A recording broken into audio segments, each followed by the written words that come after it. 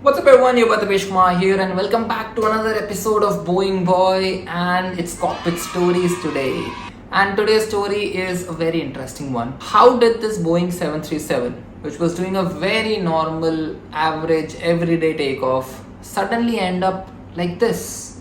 We're gonna find out the reason today. This is a story you probably would never have even heard of. You might have read it in the papers, but bhul gaye hoge. Today I'm gonna tell you what exactly happened and how did this Jet Airways Boeing 737 end up in the Kacha. Let's get started. Alpine 7586 going up runway 05, backtrack approved.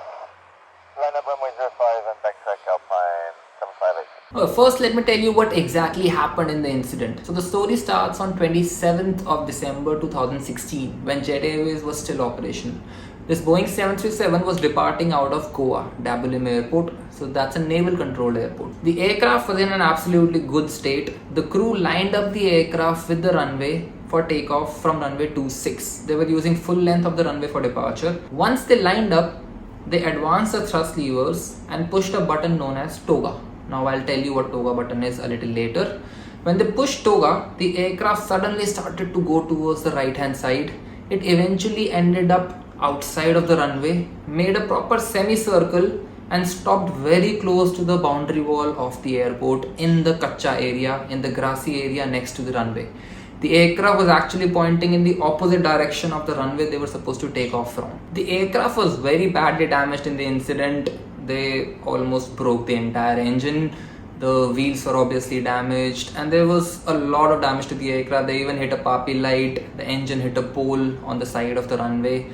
Overall, the aircraft was in a pretty bad shape, but luckily no one was injured in the incident, thankfully.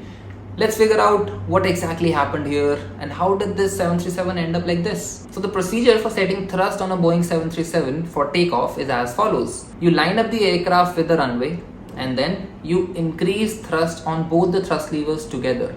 So there is one thrust lever for each engine. You're supposed to increase thrust on both the thrust levers at the same time and stop at 40% N1.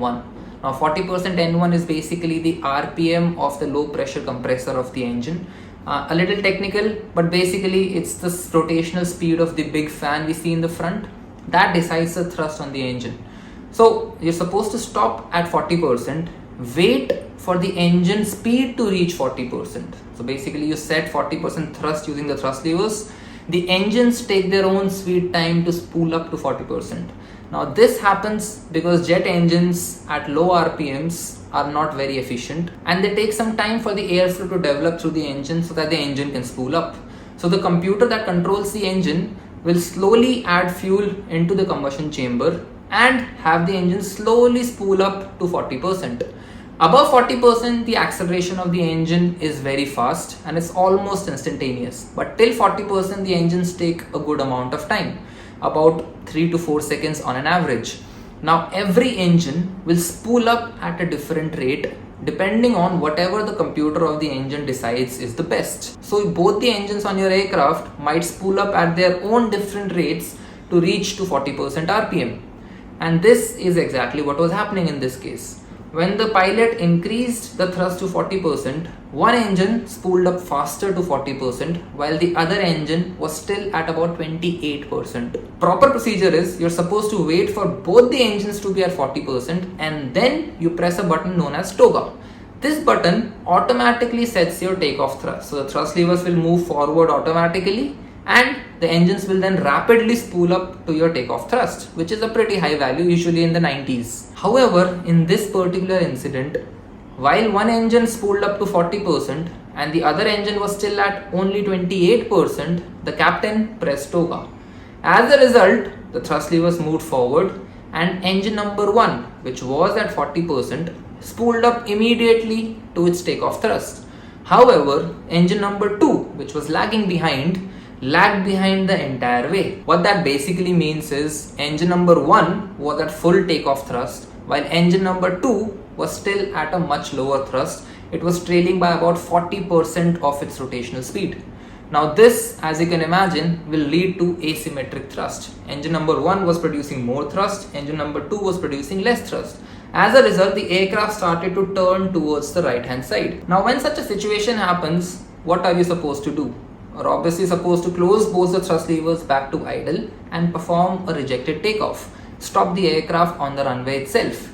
However, in this particular case, the captain, by mistake or for some unknown reason, only brought back the thrust lever for engine number 2. So engine number 1 still remained at full takeoff power, but engine number 2 was brought back to idle. Now this resulted in even more asymmetric thrust, and the aircraft started to veer off the runway and go into the kacha. The captain then tried to deploy the thrust reversers. While deploying the thrust reversers, he actually ended up increasing the thrust on engine number 1 even more. So now engine number 1 is producing even more thrust while he deployed the thrust reverser on engine number 2. Now thrust reverser basically reverses the airflow in the engine, and the engine is now throwing air towards the front of the aircraft. This helps in stopping the aircraft. But if used asymmetrically, like in this case, it will give you an even more yaw towards the right. So now what is happening is engine number 1 is producing more than the thrust required for takeoff. Good forward thrust. Engine number 2 is now producing reverse thrust, and this resulted in the aircraft further going out into the kacha. Now during this period, the pilots obviously tried to control the aircraft by applying only the left brakes. They also tried to control the aircraft by using the nose wheel steering. So the nose wheel of the aircraft can be steered.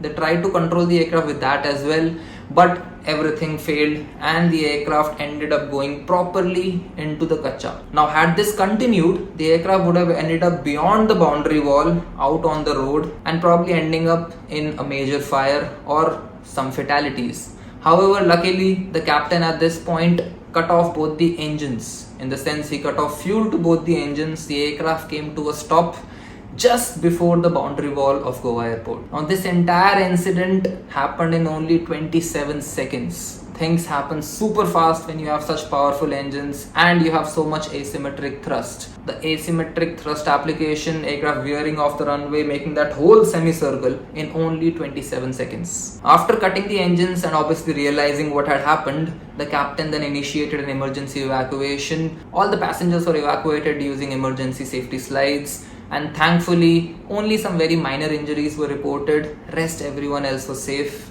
except the aircraft, which was pretty badly damaged, as you can see in the photos. And that is how this Boeing 737 ended up veering off the runway onto the kacha, damaging the aircraft pretty bad and costing some really huge amount in maintenance and repairs.